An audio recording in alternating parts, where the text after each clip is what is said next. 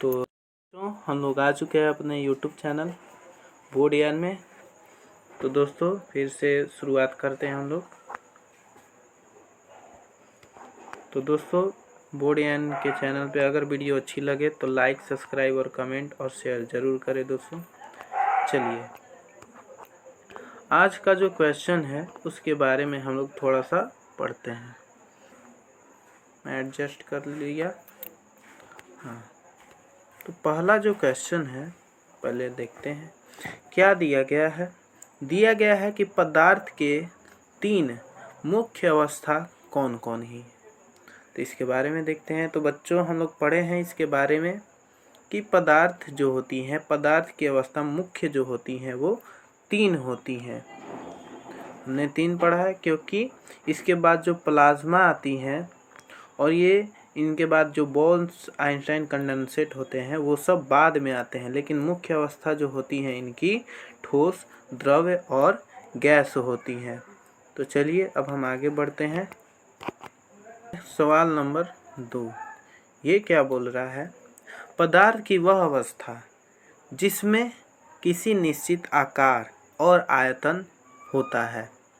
तो दिया गया ऑप्शन में ठोस है, द्रव है, गैस है और प्लाज्मा है। तो जैसा कि हम लोग जानते हैं कि निश्चित आकार और आयतन वो सिर्फ किस में होती है बच्चों, तो वो ठोस में होती है, ना कि द्रव में और ना ही इसमें और ना ही कि प्लाज्मा में। तो आंसर हमारा हो जाएगा क्या, ठोस। चलिए अब इसके आगे हम लोग पढ़ते हैं प्रश्न नंबर 3 पर। प्रश्न नंबर 3 बोल रहा है द्रव अवस्था के पदार्थ का आकार होता है। तो उसके पास क्या होता है, अभी हमने पढ़ा है कि इसके बारे में जो कि ठोस में जो होता है वो निश्चित होते हैं, लेकिन द्रव की अगर हम बात करते हैं तो उससे ही रिलेटेड क्वेश्चन है जो हमने पढ़ा था। तो उसमें जो आता है वो ठोस के लिए बात थी, लेकिन यहाँ पे बात की जा रही है द्रव अवस्था की। तो द्रव अवस्था की क्या होती है दोस्तों, इसकी जो होती है अनिश्चित होती है। अगर हम इसको घड़ा में डाल देते हैं तो घड़ा का शेप ले लेता है, और अगर हम इस बात करते हैं कि ग्लास में डालें तो ये ग्लास का शेप ले लेता है।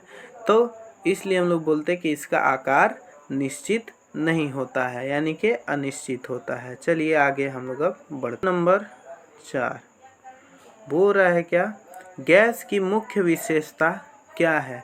यानी कि दोस्तों देखते हैं गैस में क्या क्या उसकी मुख्य विशेषता होती है। तो बात करते हैं दोस्तों, इसमें जो होता है निश्चित आकार और आयतन, ये भी गलत है। निश्चित आकार परंतु अनिश्चित आयतन, ये भी गलत है। आगे बढ़े तो अनिश्चित आकार और आयतन, यानी कि इसमें क्या होते हैं, आकार और आयतन दोनों अनिश्चित होते हैं। तो इसलिए हमारा आंसर क्या हो जाएगा, option number C. Question number 5 है। बोला जा रहा है क्या, यहाँ पे लिखा है क्वेश्चन कि पदार्थ के कणों के बीच रिक्त स्थान को क्या कहते हैं। पदार्थ के बीच में जो रिक्त स्थान होते हैं उनको हम लोग अणु के नाम से तो नहीं जानते हैं। अणु, उनके अंदर कण जो होते हैं उन सबको भी हम लोग बोलते हैं, मॉलिक्यूल भी नहीं होते हैं। तो उनके अंदर जो रिक्त स्थान होते हैं उनको अंतरकणीय रिक्त स्थान बोलते हैं। चलिए यानी ऑप्शन नंबर सी सही है। अब आगे प्रश्न नंबर 6, किस अवस्था में पदार्थ के कण सर्वाधिक गति करते हैं।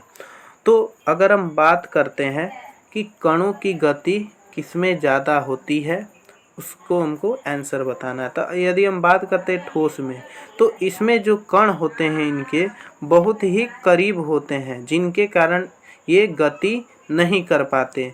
तो ठोस में तो नहीं होगा। हाँ, द्रव जो होते हैं कि इनमें जो होते हैं कि कण इनके जो होते हैं कि थोड़ा थोड़ा फ्रीली, यानी कि गति करते हैं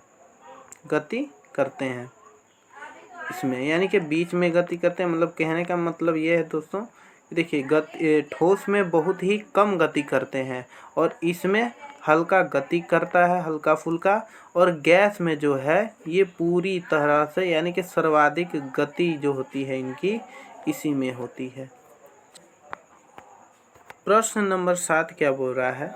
7 क्वेश्चन, कौन से पदार्थ की अवस्था में ताप प्रभाव से आयतन बढ़ता है? तो अगर मैं देखूं तो ठोस में जो होता है ये नहीं होगा, ना ही ये होगा, यानी कि ऑप्शन नंबर सी जो है करेक्ट है। क्योंकि देखिए बात क्या कर रहा है कि कौन सी पदार्थ की अवस्था ताप में आयतन बढ़ता है, तो ठोस में नहीं बढ़ता और न ही द्रव में, तो ये आंसर इसका सी हो जाता है। आगे देखते हैं सवाल नंबर 8, क्या प्रक्रिया में ठोस सीधे गैस में बदलता है? तो जी बदलता है, तो उसको हम लोग क्या बोलते हैं? संक्षेपण कहते हैं, वाष्पीकरण कहते हैं, उपसरण कहते हैं या संघनन कहते हैं? तो हम लोग उसे अपसरण कहते हैं, उपसरण जिसको हम लोग बोलते हैं। चलिए प्रश्न नंबर 9, द्रव से गैस बनने की प्रक्रिया क्या कहलाती है? उसके बारे में थोड़ा सा जान लेते हैं, गैस की प्रक्रिया आखिर होता क्या है। तो देखिए बच्चों, अगर क्या होता है द्रव, यानी कि जैसे मैं बात कर लूँ पानी को ले लेता हूँ, तो पानी से हम लोग क्या करते हैं, मान लो कि ये पानी हो गया, तो पानी को हम लोग थोड़ा सा हीट करते हैं, और हीट करने के बाद जो भाप उड़ता है यानी कि पानी क्या हुआ, पानी वो गैस में उड़ रहा है, तो उसको हम लोग किस नाम से जानते हैं? तो उसे हम लोग वाष्पीकरण के नाम से जानते हैं। क्वेश्चन नंबर 10 क्या बोल रहा है? गैस से द्रव बनने की प्रक्रिया को क्या कहते हैं? गैस से द्रव को बनना, यानी कि अभी हमने पढ़ा था कि पानी से यानी कि द्रव से हम लोग ने क्या बना रहा था वहाँ पे, तो गैस से यहाँ पे द्रव बनाने की बात कर रहा है, लेकिन वहाँ पे क्या था, द्रव से गैस बनाने की प्रक्रिया, तो उसके लिए तो हम लोग देखे थे तो वाष्पीकरण था, लेकिन इसके लिए जो क्या कहलाएगा, तो संघनन, इसके लिए हम लोग संघनन बोलेंगे। चलिए, पदार्थ के घटक कण क्या होते हैं? जो पदार्थ के घटक कण जो होते हैं तो उनमें परमाणु होते हैं, यानी किस अवस्था के पदार्थ कण एक दूसरे से बहुत करीब होते हैं? बच्चों मैंने ये क्वेश्चन के बारे में अभी बताया था थोड़ा देर पहले है कि ठोस में जो इनके कण जो होते हैं बहुत ही करीब होते हैं इनके जो कण, तो इसलिए हम लोग का आंसर क्या हो जाएगा, ठोस, यानी कि ऑप्शन नंबर ए। देखते हैं सवाल नंबर 13 दिया गया है, ठोस पदार्थों में कण कैसे होते हैं? यानी कि इनके जो कण होते हैं वो कैसे होते हैं? तो इनके जो कण होते हैं वो सुसंगठित और स्थिर रहते हैं, यानी कि एक जगह होते हैं और वो एकदम संगठित होते हैं। तो इनके जो स्वतंत्र मुक्त और मुक्त दिए, तो ये आंसर नहीं होगा और ना ही ये होगा और ना ही ये, जो कि हमारा ऑप्शन नंबर ए करेक्ट है। चलिए, अब पदार्थ किस रूप में बहते हैं? द्रव पदार्थ किस रूप में बहते हैं? तो इनका आंसर जो हो जाएगा ऑप्शन नंबर ए, अनुकूलित आकार लेकर। क्वेश्चन नंबर 15, पदार्थ के आकार और आयतन के परिवर्तन को क्या कहते हैं? यानी कि कोई भी पदार्थ हो गया, उनके आकार और आयतन में परिवर्तन होता है, तो उन्हें हम किस नाम से जानते हैं? तो उन्हें हम विकृति के नाम से जानते हैं। प्लाज्मा क्या होता है? प्लाज्मा अगर बात करता हूँ तो ठोस अवस्था में तो होती नहीं है, और ना ही द्रव की अवस्था में होती है, और ना ही ये गैस की अवस्था में होती है। ये ऑप्शन नंबर इसका सी हो जाएगा, ये आयोनाइज्ड गैस की अवस्था में होती है। क्वेश्चन नंबर 17 पे आते हैं, किस पदार्थ की अवस्था को अधिक ऊर्जा प्राप्त होती है? तो इसका ऑप्शन नंबर सी जो है वो करेक्ट है। प्रश्न नंबर, क्या ठोस किसी तकलीफ में आसानी से अपना आकार बदल सकते हैं? तो आंसर नहीं होगा।